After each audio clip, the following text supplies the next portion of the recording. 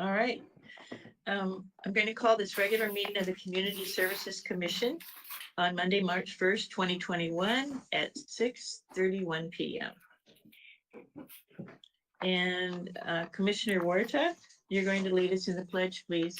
Where'd she go? Oh, there she is. Right here. Okay. If we could all envision the flag, or if we have a flag, place our right hands over our hearts. Ready, begin. I pledge allegiance. Pledge allegiance to the flag, The United States of America, to the republic for and which to the republic for which it stands, one one nation, nation, under God, visible, with liberty and justice for all. Oh, we have a flag. Yay! That was nice. Nice touch. Thank you for the That was flag. nice. What a nice surprise that was. We always have to pretend there's a flag there. Okay, Adrienne, would you please call the roll? Chair Cabot, Present. Vice Chair Velasquez, Present. Commissioner Chung Won Ham, Present.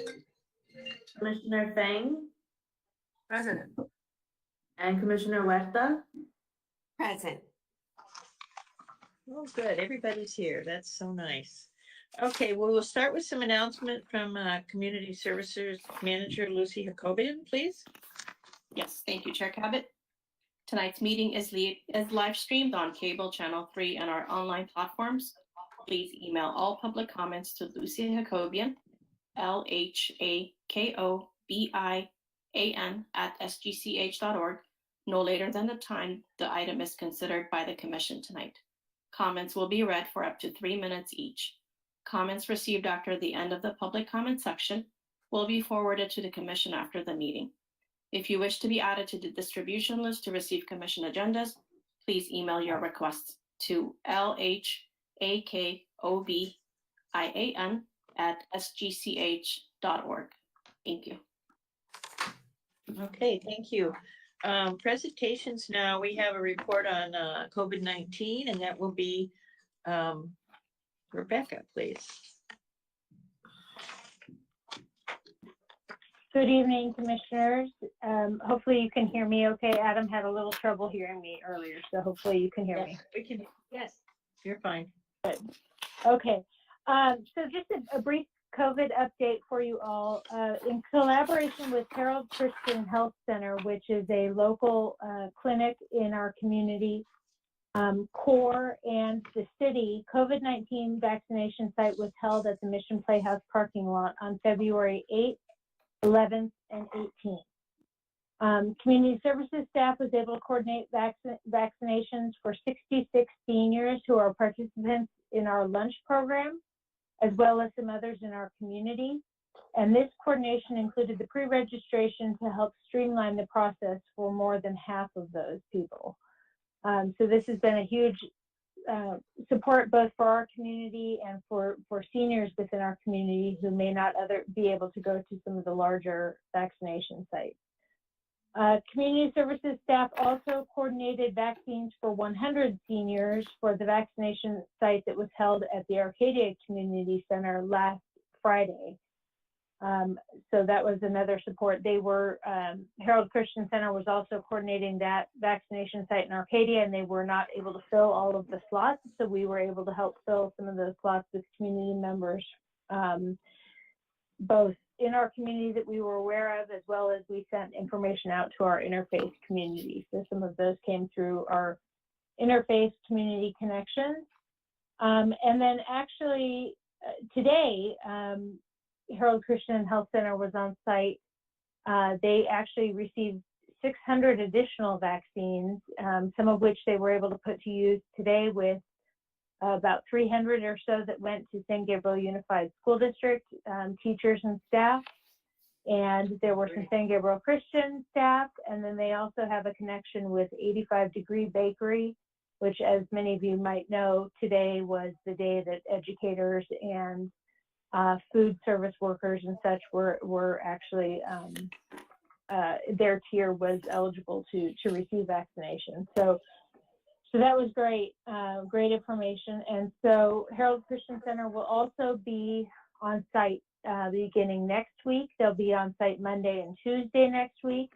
And with those, they'll be doing a lot of the second vaccination doses for those who received them in February. And then they'll also be able to hopefully do some first doses if they, depending on the quantity that they receive. They find out each Thursday how many vaccines they'll receive for the following week. So as you can imagine, it's a little bit of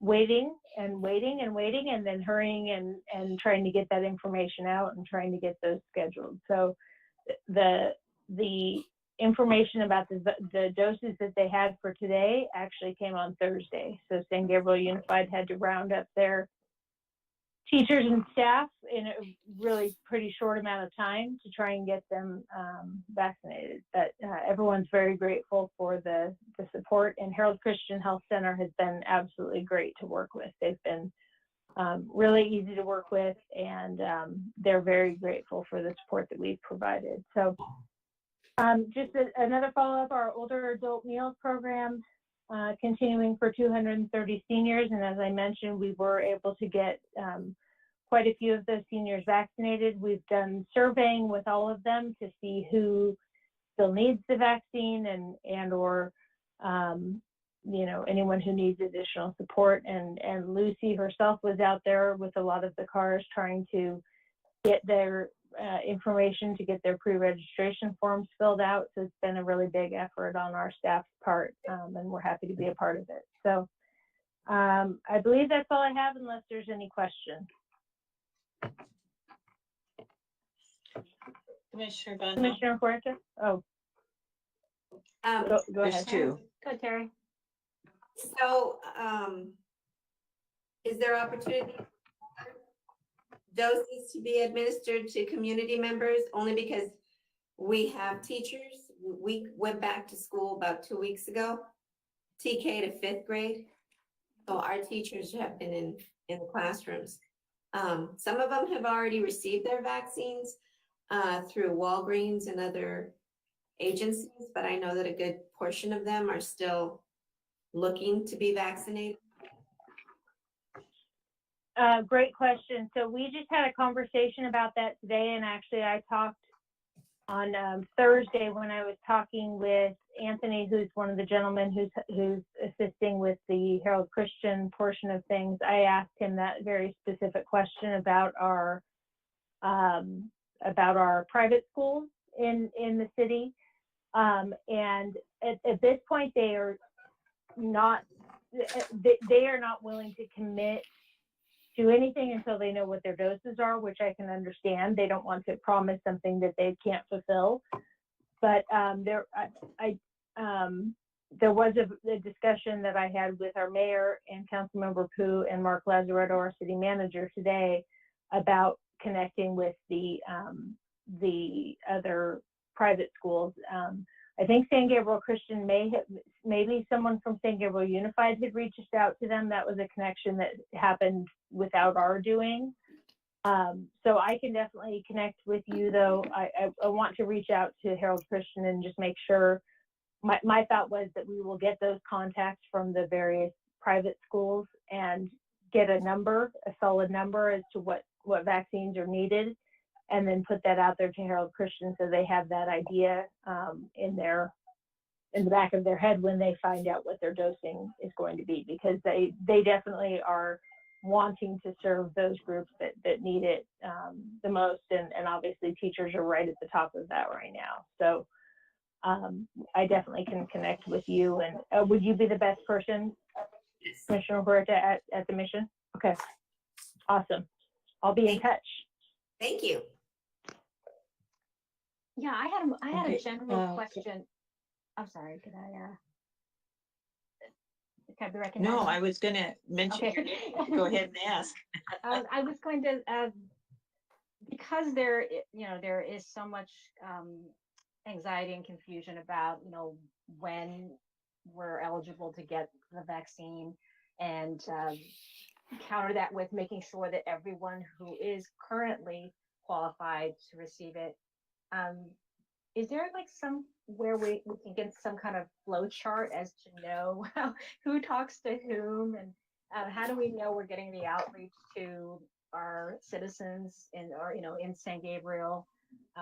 Because as this, kind of flows out, I mean, the categories, we're going to have more people asking about it. And I don't know if, for instance, Harold Christian is connected to the My Turn .gov website, or I signed up for it, for example. I'm not asking for me in particular, but I'm just saying that I signed up for it, but I don't know if they're listed, because they usually, when I've looked up in the past, they usually list like the drugstores and the major sites like Dodger Stadium or Pomona, that kind of thing. But I don't know if the smaller clinics are tapped into that. You understand, Rebecca? Did I make any sense? Yeah, no, that makes sense. So they are an FQHC, and so they are very connected with the county. I know, I don't believe, like you mentioned, I don't believe that their information will show up, for example, on the My Turn LA, because, and they've done so a little bit intentionally, so that their goal really is to serve those that are local to our community and or local to the San Gabriel Valley. And they are well aware that if they put it out on that site, they will get people from far throughout LA coming to fill those spots. And they are not, they are typically, their weekly amount of vaccines that they're receiving is about 1,000 right now. So they are not getting those mass quantities, if you will, that some of those other sites are getting. But they are well aware and very in tune with kind of what those various tiers are, who can be served at those points. What we're working on with them as a community is their primary goal was seniors and healthcare workers, obviously, but really they were focusing a lot on seniors who didn't have access to internet, for example, and couldn't get on the kind of mainstream register themselves. And so they actually have had a call center where people have been able to call in and get their information and get themselves registered, which has been really awesome. And then same thing with healthcare workers. And so now that the goal is, or now that the tier has kind of shifted, obviously it broadens things. And so it becomes a little bit more challenging. But again, their primary goal is teachers and grocery store employees, if you will. And I think that's going to be their primary focus. But they are still, obviously, there are still seniors that need to be served. We're still learning. We actually still had a wait list of people that we were able to get in today. And so we'll continue working with them on those. So we are largely just offering the site for them, but we are trying to assist in these ways that we can, and also utilize that to connect with the community. They have certain connections with the community, but we've also reached out to, for example, La Casa and Asian Youth Center, the interfaith community. So some of those kind of smaller communities within our large community that have some of those deep connections and would know of people who need the vaccine. So we're going to try and do the same, like I said, with the private schools. I also didn't get the question answered today as to whether or not they've reached out to Garvey, which is another school district that has a couple, or has one school at least in our community. So does that kind of answer your question? Yes. I also wonder how what our homeless population is in the area, and what kind of outreach is being done for the homeless. I don't have an answer to that. I'm not sure how that's working. I know our community development is pretty well tapped in with our police department pretty well tapped in with our homeless community, but I'm not sure if that's been looked at. So I can ask that question definitely of the group and see if that's something that we can provide that outreach at least to the homeless community. Right. Thank you. Any other question? Okay. Public comment. Oh, this is the time we I set think aside for Commissioner- members of the public to address. Chair Sorry, Cabot, I I believe. think Commissioner Velasquez. Okay. Oh, I'm sorry. No, don't, it's okay, Sherry. I have a quick I'm not question. ignoring you. Is there any outreach for perhaps disabled adults that are not seniors? Would they qualify to be able to get the vaccination if they're disabled? I do not know the answer to that. That's definitely another question we could ask Harold Christian Health Center. I know I received a couple of questions today and about someone who had disabilities, and I was told it was the 15th, but I'm not sure if that's for adults as well. I can definitely, Harold Christian for sure is the expert, if you will, on kind of those various tiers. So I can find out that information and get back to the commission, both about the homeless population as well as disabled adults. That'd be great. Thank you. Great question. Any other questions? I don't want to miss anybody this time. Okay, we'll move on. All right. All right. This is the time set aside for members of the public to address the Community Services Commission on items of interest that are not on the agenda, but are within the subject matter jurisdiction of the commission. Lucy, do we have any comments? We do not, Chair Cabot. Okay. Our next item is approval of the minutes. The minutes are a record of the official actions taken at the Community Services Commission meeting. Minutes of the Community Services Commission meeting of February 1st, 2021. Our recommended action is approval. I need a motion and a second to approve that. Do I have a motion to approve the minutes? I'll make a motion to Anyone? approve. Is that Brown? Thank you. Commissioner second it. Velasquez? I'll second Who it, said that? Chair. Okay, all right. Okay, all right. So the minutes have been approved. We move on to new business. Now it's an update on a dial-a-ride agreement.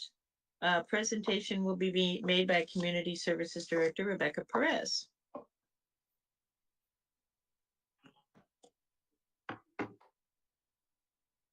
Thank you, Chair Cabot, and good evening again, Commissioners.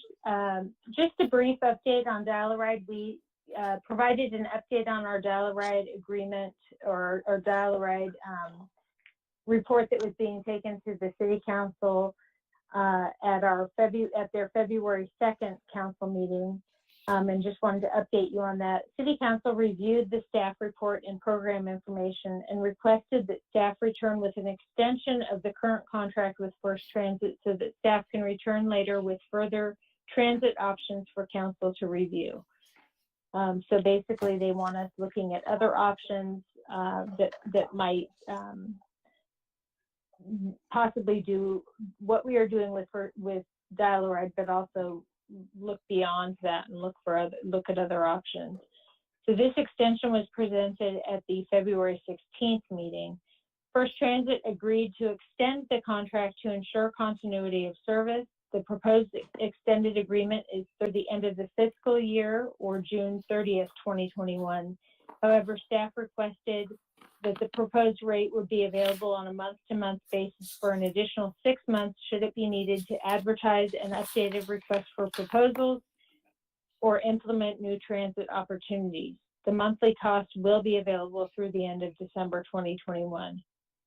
In negotiating and talking with First Transit about this increased cost per month, we did talk about the reason and request information about the reason for the large increase. First Transit responded that with the monthly rate has only increased slightly over the last 7 years and has not increased significantly or not increased since 2018. During this time, the California minimum wage, as you are all aware, has increased significantly, and First Transit has absorbed the significant increases in employee wages and benefits for the past several years. Additionally, maintenance costs have continued to increase with the aging fleet that we have. So with all of this combined, First Transit has continued to operate the contract as a partner to the city. And so we're grateful for that. And we're grateful that they were able to extend the contract. City Council approved this extension with First Transit at the increased monthly cost at the February 16th meeting. That concludes my report, and I'd be happy to answer any questions. I have a question, Rebecca. One of the reasons we decided to continue with First Transit initially, did we get any other bids, or was that an issue? There were not any other proposals received. That was the only proposal that we received. Council's concern or council's thought in discussing it was that the proposed annual cost that First Transit provided was increasing significantly every year, and so there was some concern both for the increased cost each year, but also the amount of ridership that we have. Is it serving the need that we have, and basically the increased cost, but also the cost per ride because of the amount of ridership. So they want to be sure that we're looking at all options, and there might be another transit option that's there that we could review to see if that might better serve our community and be able to increase ridership for our seniors. So that's what we will be looking at. Do you know some other companies that you can reach out to see if they would be willing to bid, or did you try that earlier and nobody was interested? We had provided the proposal, the request for proposals out to, obviously it goes out to anyone, but we had sent it specifically to some various companies, but there are some things that we will be looking at as well, possibly Metro or some different transit options that aren't just through these types of transit companies, if you will. So we'll be looking at some, trying to look Some at other some other options. innovative options as well. Well, yeah, because that's a lot of money, and I know that there are a lot of expenses involved, and I'm sure that the ridership was down in 2020 and still is.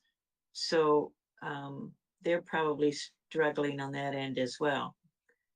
I hope that they're considering that in 2021 the ridership will go up again. Is that's certainly a consideration, isn't it?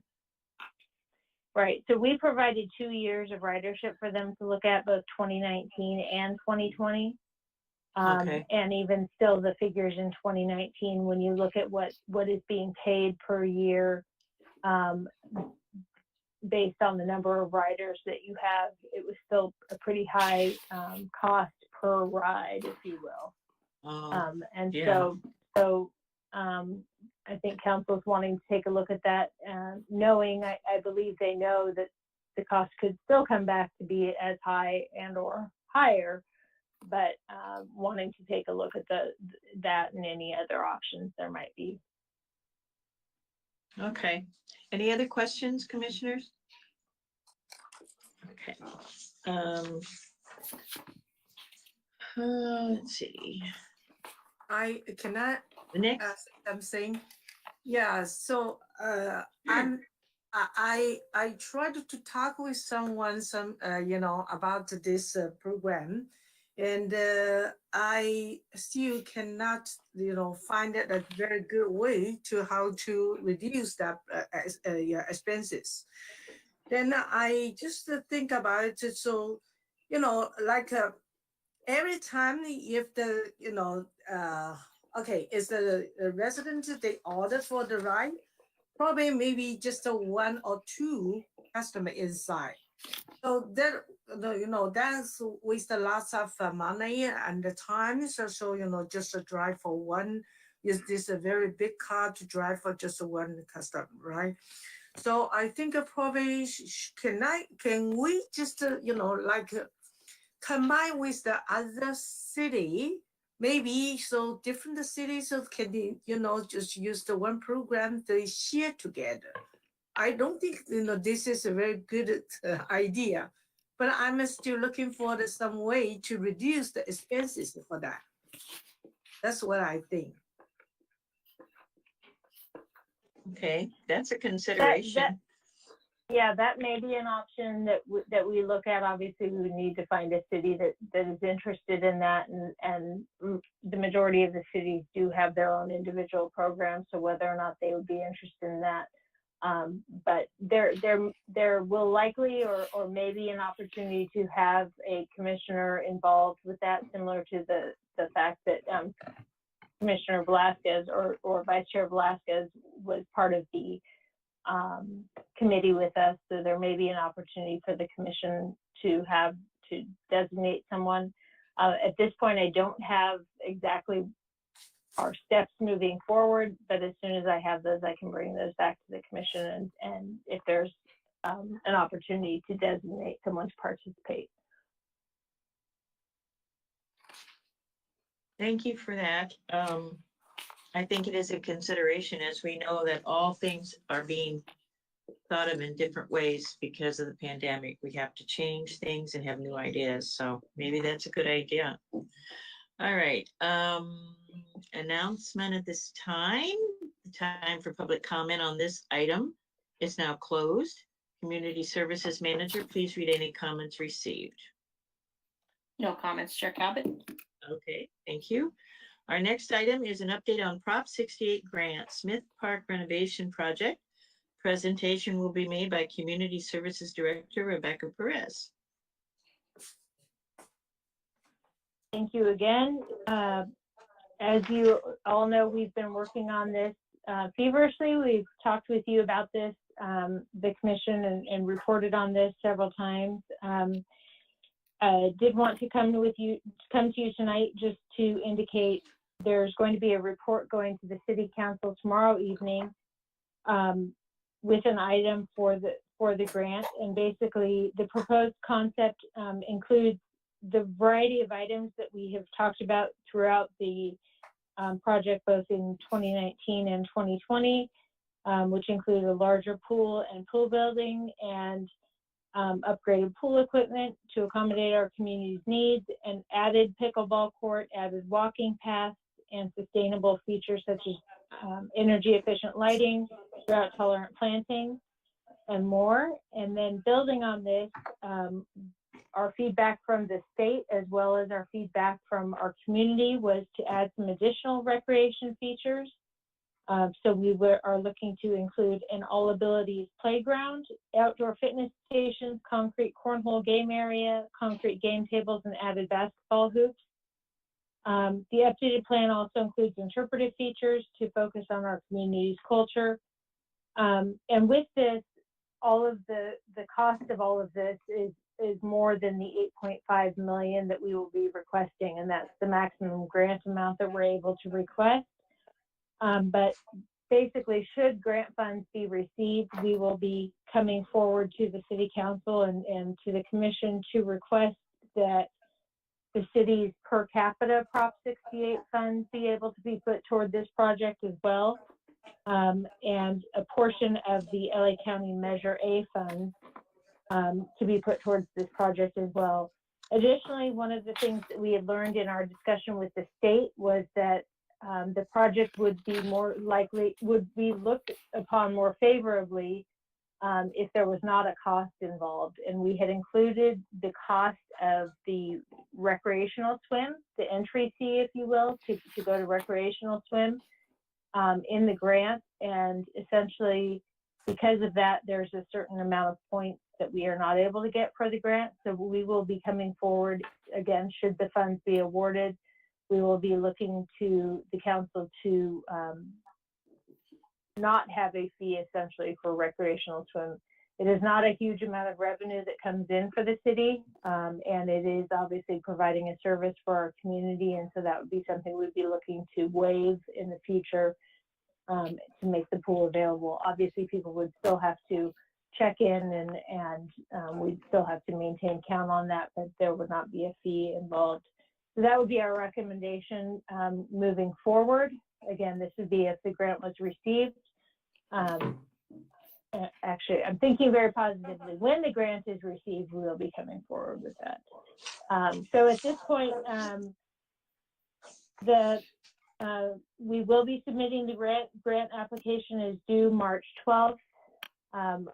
My huge thanks to our community services manager, Jacobian, who has been working on this feverishly and along with our grant team.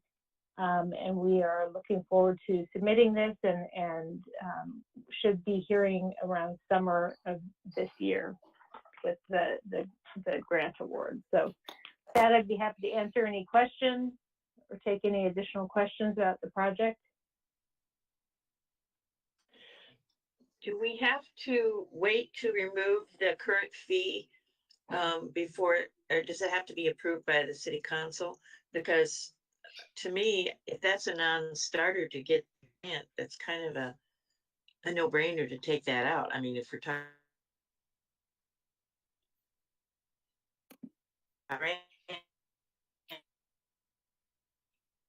talking 8.5 million, we don't want to lose that over $1.50 and $2 fees. But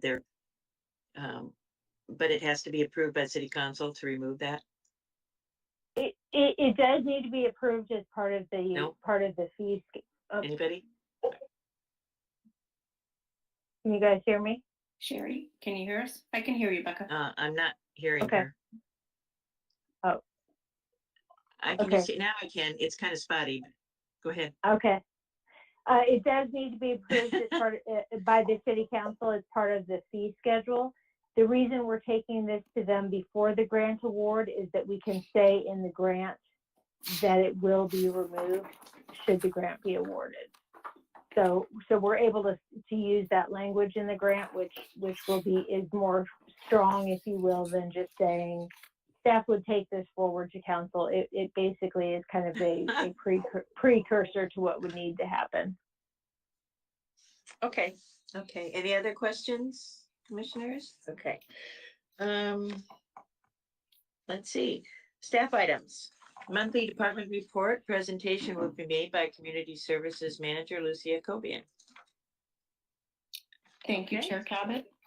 And Mhm. just for the record, there were no public comments for this item, just so that I Oh. make that notation. I'm sorry, I skipped that part. That's okay, no worries. Good evening. Last month, yes, that was last month. Last month we celebrated Lunar New Year, and we welcomed the Year of the Ox with a couple of different activities.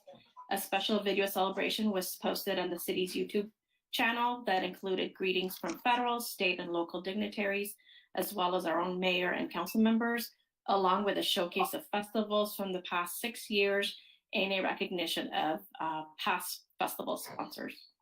We held a game night a couple of weeks ago where we had 27 St. Gabriel families, which is about 74 individuals, who enjoyed a night of bingo, crafting ox lanterns, and they also got a chance to view educational slideshow on Lunar New Year and the history of it. Families were able to come by and pick up a family pack, which included all the things that they needed for their bingo night, as well as the lucky candy in their red envelopes.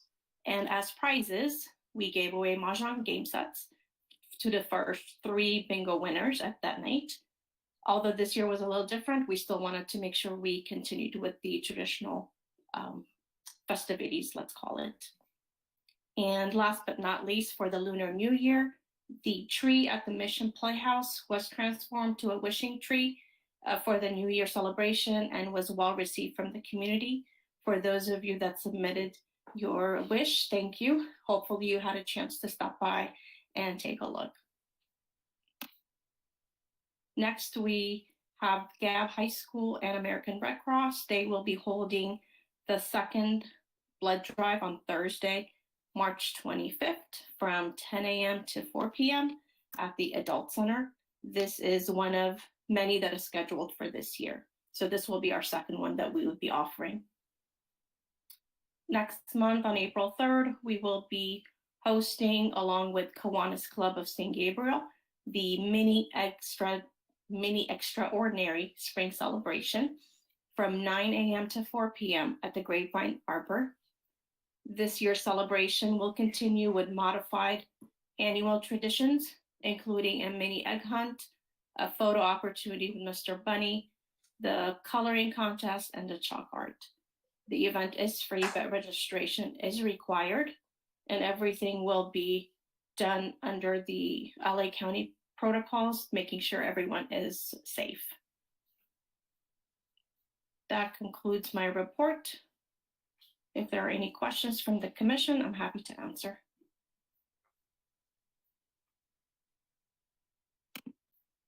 Yes, Amy.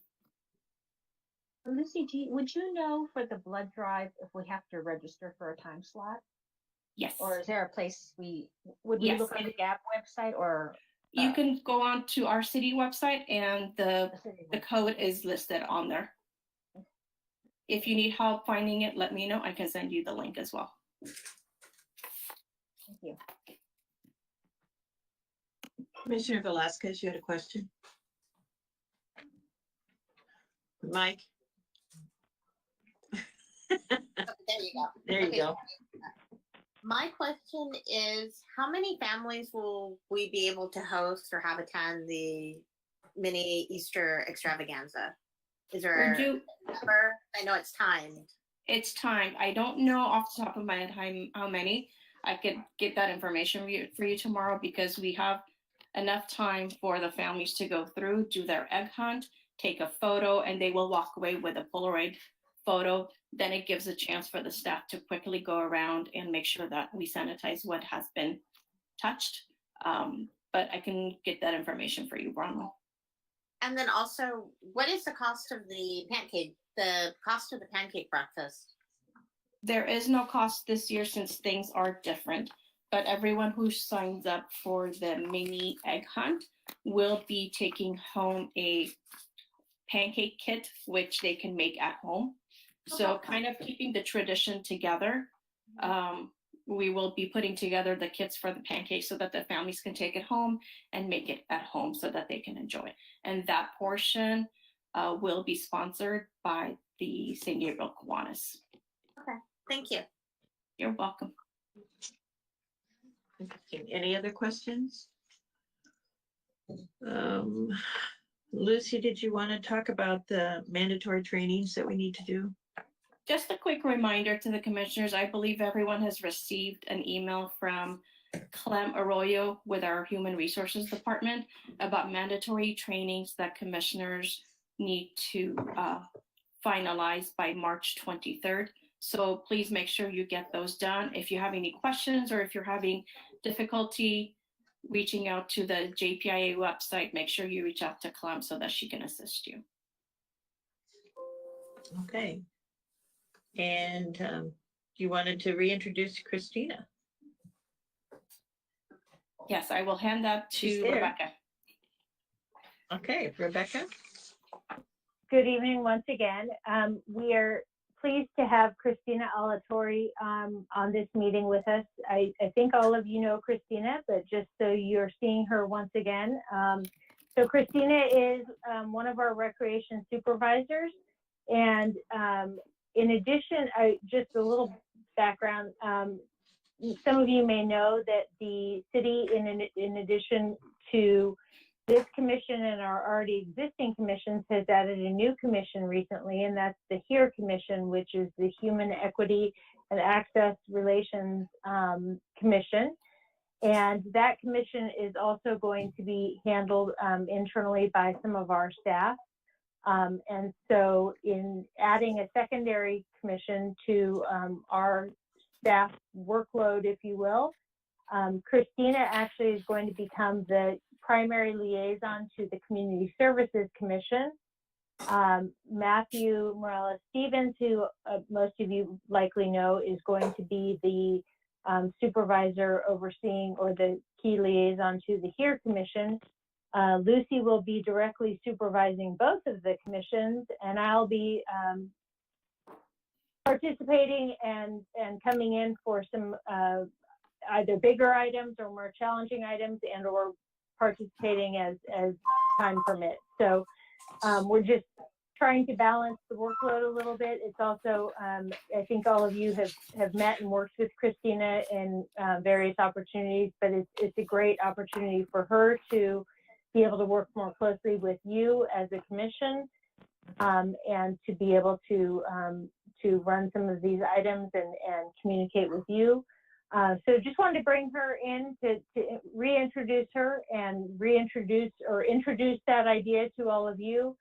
Of course, Lucy and I will always be accessible. Christina will always be accessible outside of the meetings, but we see this as a great opportunity to continue our communication with you and help grow our employees and help balance the workload a little bit, spreading the love with all of us. So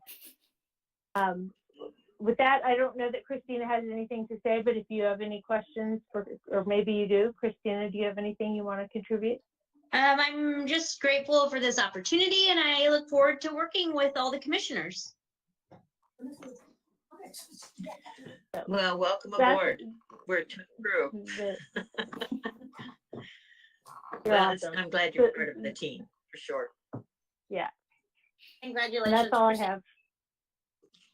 Yep, that's a good thing. All right. Any other comments or questions for Christina? Okay, we'll move forward. Now it's time for commissioner comments and conference meeting reports. Vice Chair Velasquez, anything to report? I don't have anything to report, but I do have a question that was asked. I don't know, 3 or 4 families asked me this question. Because as playgrounds have reopened, I was asked about when will reservations open up again in the parks for, I'm assuming for small gatherings of maybe, I don't know, for a small birthday party or maybe a small gathering for a family. And we were just wondering, is there any guidelines from the county at this time? I see Community Services Manager Jacobian shaking her head. I am not 100% sure on that, if that's reopened or not. I do know one of the reasons we have not yet reopened them is just the challenge that it is to try and determine how many families exactly are gathering together at one of those locations. But I can understand that that's an interest that the families have. We can definitely check with the county on that. As guidelines are rapidly changing for parks and park usage, we can definitely check on that and see if that's something that can reopen, and if so, what those guidelines are. Okay, that's what I think some families were just wondering if they were having a few family members over and they didn't want to have it at their home. They had thought maybe having it outdoors at the park in the picnic structures would be safer than having, the other family members inside their home. And I just didn't have an answer for them. So I figured I would ask. I'm sure it's Great determined. question. We'll look into that. I'm sure it's determined by whatever tier we're on. And they said, that the vaccines are really helping COVID to go down, and that LA County might, I don't know if it's move up a tier so that they can have more gatherings. And I'm sure that's pretty much dependent on that. And then I would guess, and this is just a guess, that they will, if they reserve things, they'll be limited to a certain number of people in that facility, which is common. You all know that. So it's a good question, though. I know they're used a lot, and like your little scouts use it too, don't they, Bronwyn?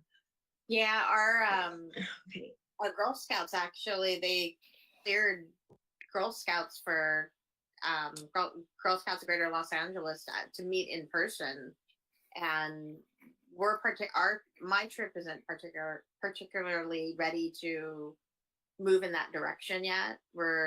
When we do go in that direction, we're going to split the troop into 2 or 3 pods and keep it smaller, because we have 14 girls, add 14 parents. Wow. That's a large, the numbers grow up. So I'm not even sure how Right. how that would work. There's just so many factors. Yeah, they have to put protocols in place that they have to stick with. Okay, Commissioner Chung Ban Ham, do you have any comments or questions? Nothing? I just want to say, I, I knew that today the teachers would be, I love the cat, officially available for vaccine. And my daughter in her first class said her math teacher was vaccinated yesterday. She'll gladly join the party, let me tell you. And I unexpectedly started tearing up because, I feel like I'm sure I am representative of many parents and adults who are like, oh my God, the light is at the end of the tunnel. We're almost, I mean, it's, I guess my only concern for our wonderful city commissions is that, I feel like you guys are going to be overwhelmed. You've been overwhelmed this whole year. I think it's going to be even more overwhelming as all these tiers are going to be rapidly changing. And, I'm Right. concerned that if we go just too fast, that, we're going to fall behind. So, my concern is like, how can we get the word out, to check the website, the city websites, to make sure that we have the most up-to-date information, that people know what they can do. Because the worst thing that can happen is if we have to clamp down again, because, of over exuberance, including myself, because I can't wait to just run out and hug people. Yeah, I think we're all feeling that for sure. That's why I like petting my cat. You can't hug people, It's a good substitute. All right, any other, Amy, is that it for you? Yeah. Commissioner Fang, do you have any comments? Your mic is off, Commissioner Fang. Can't tell if she has any or not. I'm sorry. No, That's okay. Thank you. Come over here. Here. Okay. And Commissioner Huerta, do you have any comments? No comments. Well, okay. That was easy. And I don't have any comments either, which is odd. I think we've mentioned all our questions we have. Dates to remember. Lucy, do you want to go over that for us? Just a couple of dates to keep in mind. As mentioned earlier, the blood drive coming up on March 25th, the spring extraordinary event on April 3rd, and our next commission meeting is on April the 5th. Oh, backing up, I do have a quick question. Did you help at all with the huge food giveaway on Saturday at Jefferson Middle School? Or you didn't have to worry about that? I did not know. We did help distribute the flyer to our participants for the Wednesday program to see if they were able to partake in that. But that was something I believe the mosque was handling. Well, you've done it enough. It's not like you have to do it every time. Because that was a lot. 1,000 boxes. That's a lot. Yeah. A lot. But it's wonderful. All right. Any other questions, comments? Are we done? Again, thanks, Christina. We're happy that you're on board. And it was nice to see everybody. We had everybody here tonight. That's exciting. All right. So we'll adjourn our meeting at 7:20. And the next regular Community Services Commission meeting will be held on Monday, April 5th, 2021 at 6:30 p.m. And I will bid you all a good night and thank you for coming. Thank you. Have a good night, everyone.